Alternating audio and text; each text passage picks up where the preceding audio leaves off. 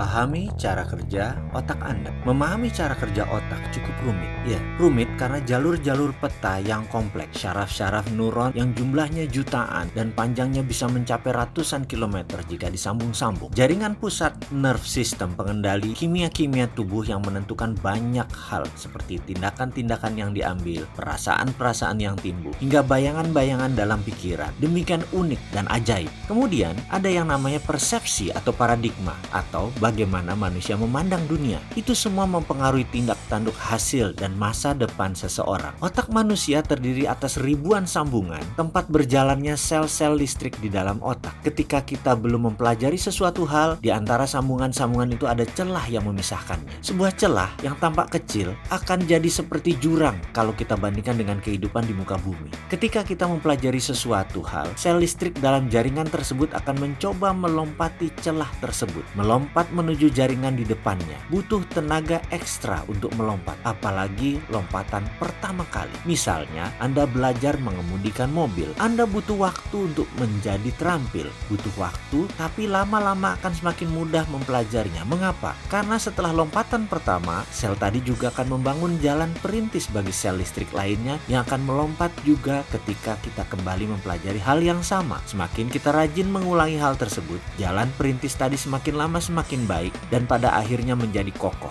Celah tadi pun tertutup dan terciptalah sesuatu sambungan baru. Saat itu, kita telah berhasil menjadi keterampilan dalam hal yang berulang kali kita pelajari dan kita lakukan. Mengapa? Karena sel-sel listrik otak tak perlu lagi melompat menyeberangi celah. Jembatan telah kokoh berdiri. Itulah mengapa orang yang awalnya tidak bisa, kemudian belajar dengan keras, akhirnya mulai terbiasa, lama-lama malah menjadi terampil. Apabila ia terus belajar di bidang yang sama, dia pun akan menjadi ahli di bidang tersebut karena ia telah membangun jembatan yang kokoh hingga sel-sel listrik di otaknya bisa berjalan dengan mudah. Celah tersebut dikenal dengan istilah synapse gaps atau RAS, Reticular Activating System. Inilah yang menjembatani pikiran atas sadar dan pikiran bawah sadar. Sesuatu yang di dalam pikiran bawah sadarlah yang menjalani hidup kita dalam wujud tindakan dan pengalaman. Semua terjadi di otak kanan, pengalaman, memori, dan rasa. Bagaimana kalau informasi, tulisan, atau perkataan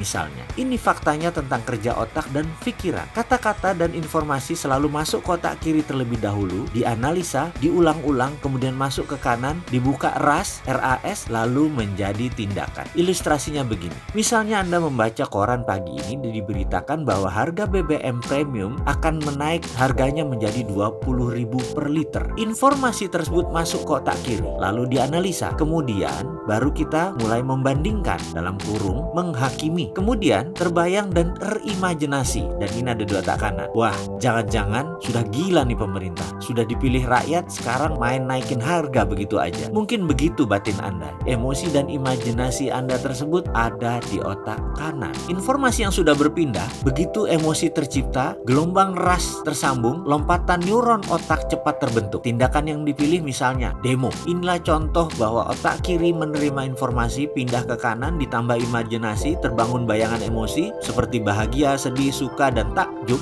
misalnya, maka RAS ras terbuka menjadi nilai baru dalam pikiran dan landasan atas sebuah perbuatan terjadi. Contoh lain, bayangkan jika Anda adalah seorang yang memiliki tabungan di bank 10 miliar, lalu Anda membaca informasi bahwa harga premium tadi menjadi 20.000 per liter, maka informasi tetap masuk ke otak kiri dan dianalisa. Karena Anda tahu hal itu tidak mempengaruhi ekonomi Anda apapun, Anda masih punya uang banyak, Anda punya uang 10 miliar, Anda pun tidak membayangkan apa-apa. Data tidak pindah ke kanan secara ekstrim, tentu tidak terjadi tindakan apapun. Sudah, Anda terus aja baca korannya. Anda orang kaya kok, tidak pengaruh harga 20.000 per liter bagi kendaraan Anda tentunya. Kembali ke contoh pertama, perbedaan data peta otak membedakan tindakan. Jika seorang ibu rumah tangga menerima informasi bahwa harga premium menjadi 20.000 per liter, akan berbeda dengan seorang politikus lawan atau oposisi dari incumbent yang berkuasa. Atau seorang pedagang asongan menerima informasi naiknya harga BBM tadi, berbeda dengan buruh pabrik, berbeda dengan guru sekolah dasar, berbeda pula dengan para pemuda LSM. Sam, disinilah indahnya hidup, disinilah seninya hidup. Suatu hari saya mengikuti sebuah workshop. Hari pertama 110 orang hadir dari 10 negara. Ada warga India,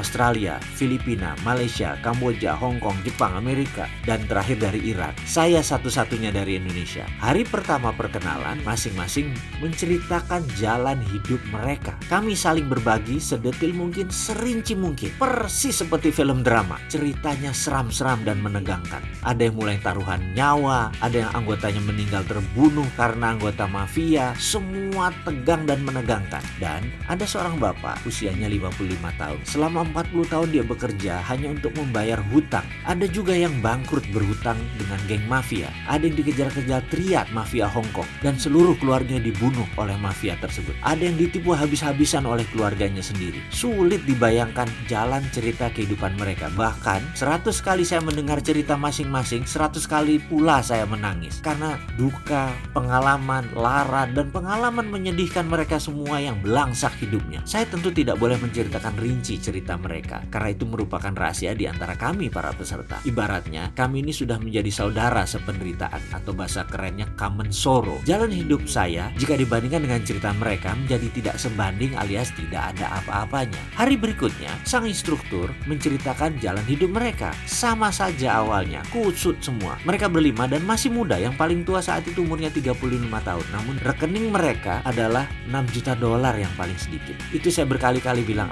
Cuk, ini anak-anak tajir semua nih yang ngajarin kita. Tapi nggak apa-apa, itulah walk the talk, alias mereka melakukan apa yang mereka katakan. Workshop itu namanya Millionaire Mindset, diajari oleh milioner.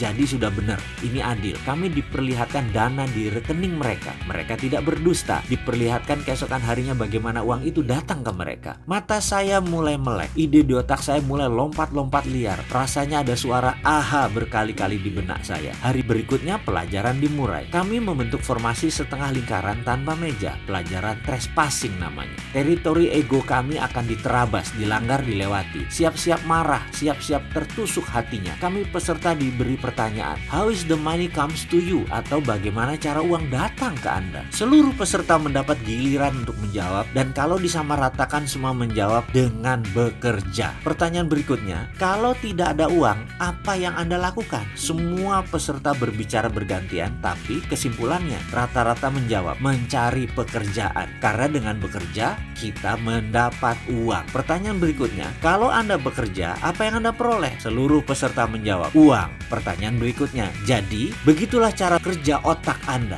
Untuk mendapatkan uang, Anda harus bekerja. Kita stop sebentar.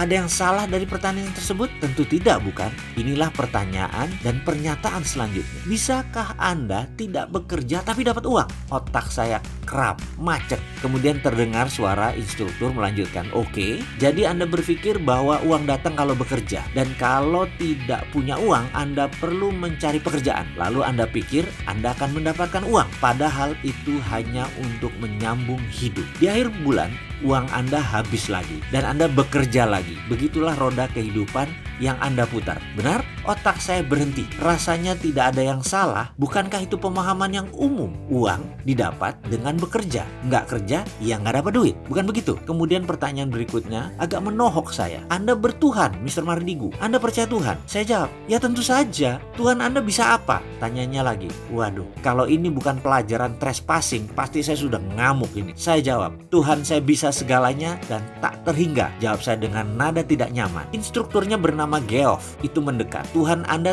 tak terhingga. Bisa melakukan apa saja. Bisa mengerjakan semuanya. Benar begitu? Sekarang minta kepada Tuhan Anda. Bisakah Anda meminta kepada Tuhanmu? Begini, Anda tetap di rumah, duduk dengan orang yang Anda cintai dan mencintai Anda, mengerjakan sesuatu yang Anda sukai dan Anda cintai, kemudian uangnya tak terhingga. Bisakah? Saya gelagapan. Dia menekan saya sekali lagi. Bisa nggak Tuhan kamu mendatangkan uang kepada kamu tanpa bekerja, dengan hanya mengerjakan sesuatu yang kamu suka, yang kamu cintai, tapi tetap mendapat uang tak terhingga? Bisakah? Bisa.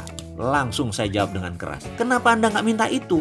Kenapa Anda nggak minta kepada Tuhan, ya Allah, saya mau berkumpul dengan orang yang saya cintai, mengerjakan sesuatu yang saya cintai, menyenangkan orang yang saya cintai, membuat bahagia, semakin pintar, membantu alam, dan mendapat uang tak terhingga. Mengapa Anda tidak meminta seperti itu? Mengapa tidak meletakkan doa itu di benak Anda, tetapi justru memilih yang repot, melelahkan, membuat frustrasi yang namanya bekerja? Ngapain? Katanya dengan nada tinggi dan mengeras. Saya tidak menjawab. Saya juga bingung. Kenapa saya mau dapat uang harus kerja? Kenapa nggak diem saja atau mengerjakan sesuatu yang enak, yang santai, dan saya sukai saja? Tapi kenyataannya kan orang harus bekerja juga, apapun itu. Buktinya banyak orang yang santai-santai malah masuk jurang kemiskinan. Jadi itu maksudnya saya harus apa? Geoff menekan saya lagi. Kalau Anda datang ke sini masih mempertahankan dan mempertanyakan hal-hal dasar, Anda harus siap-siap kecewa. Kalau Anda percaya Anda menentukan nasib Anda sendiri, Anda siap-siap terkejut. Kalau Anda percaya nasib bukan di tangan Anda, pasti Anda kecewa. Tapi kalau Anda percaya Tuhan bisa melakukan apapun dan Anda pasti mendapatkan sesuatu yang Anda maui, Anda berada di tempat yang benar. Kalau Anda percaya garis tangan sudah ditentukan sebelumnya, Anda pasti frustrasi. Kalau Anda percaya Anda menulis jalan hidup Anda sendiri, Anda pasti menemukan jalan keluarnya bersama saya di sini. Kalau Anda banyak berpikir dan mempertanyakan metode pengajaran selama 7 hari ke depan, siap-siap angkat koper karena Anda tidak akan mendapatkan apa-apa. Kalau Anda pasrah dan percaya, Anda sangat diuntungkan karena semuanya akan mudah. Kalau Anda percaya inilah jawaban atas doa Anda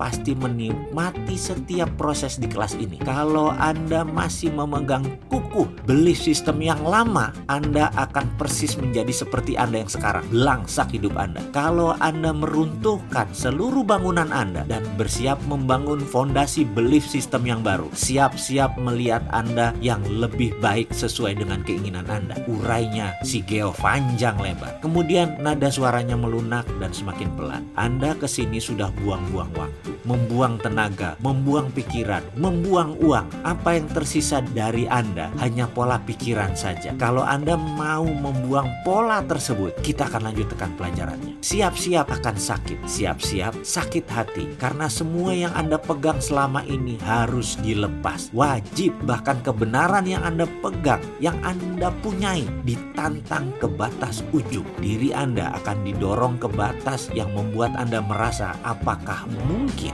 Apakah masuk akal? Masa sih? Bagaimana bisa? Pertanyaan-pertanyaan logika belief lama Anda akan ditantang. Kalau ternyata tidak teruji, rubuhkan. Ingat, kebenaran yang terbenar adalah kebenaran yang teruji. Dan kebenaran yang paling benar, dia tidak menohok atau menyinggung siapapun. Kalau ada yang sakit hati gara-gara kebenaran, pelajaran kebenaran ini salah. Dan semua kita tahu bahwa kebenaran yang paling benar adalah kebenaran yang membela dirinya sendiri. Inilah pelajaran Millionaire Mindset. Berlanjut.